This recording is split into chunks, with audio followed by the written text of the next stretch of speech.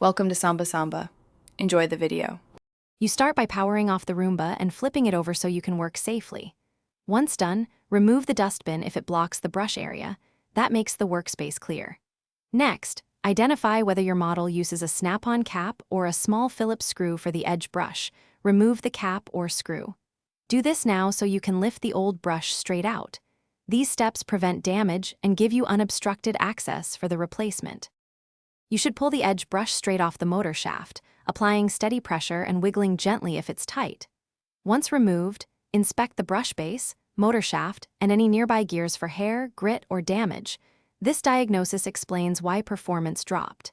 If you see debris, use a small brush or compressed air to clean it out.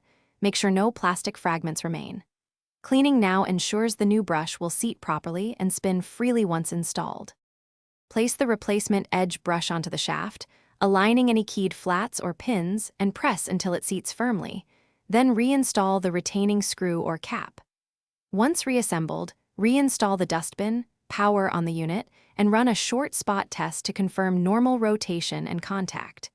If the brush wobbles, doesn't spin, or makes noise, power down and recheck that you use the correct part and that the shaft and mounting area are clean. This single troubleshooting step solves most post-replacement issues. Thanks for watching. Consider subscribing if we helped you.